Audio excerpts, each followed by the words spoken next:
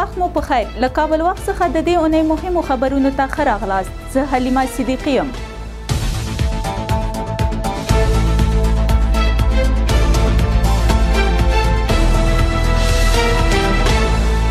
په کندز کې د ساري او کرونا ناروغۍ 50 بستریز روغتون د یو لړ مراسمو په ترڅ کې پرانیستل شو. د دغه مراسمو پیل کې د کندز د عامې روغتیا رئیس ډاکټر نجیب الله ساحل وویل چې دغه روغتون د آغا خان دفتر او روغتیا نړیوال سازمان په مرسته د ټولو اړینو اسانتیاو په لرلو سره پرانیستل شو.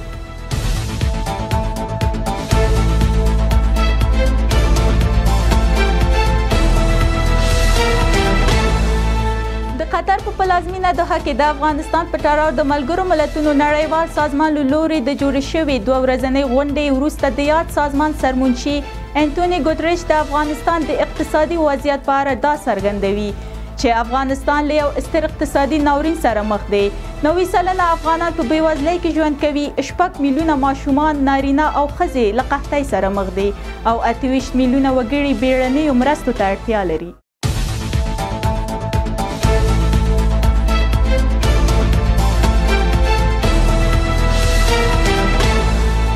د عامې روغتیا وزارت د G5 په غونډه کې د ګډون په موخه ایران ته دغه وزارت د سرپرست د سفر خبر ورکړی دی. د یاد وزارت ویان رسنیو ته په رالېږل شوي پیغام کې ویلي چې د عامې روغتیا وزارت سرپرست ډاکټر قلندر عباد، مالی او اداري معین مولوي محمد اسحاق صاحبزاده او ورسره مل پلاوي ایران هیواد ته د G5 غونډه کې د ګډون په موخه روان شول.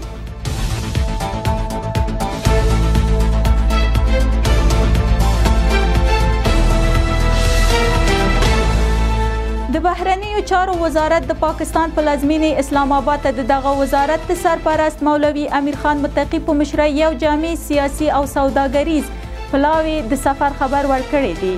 یاد وزارت د یوې خبرپاڼې په خپرولو سره همدارنګه ویلي چې افغان حکومت غواړي په دې سفر کې د افغانستان او پاکستان پر 2 اړخیزو سیاسي او سوداګریز اړیکو، سیمه ییز ثبات او ترانزیت هر اړخیزې خبرې اترې وکړي.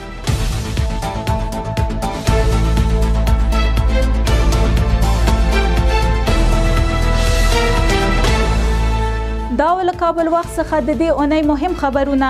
تر بیا ښې چارې.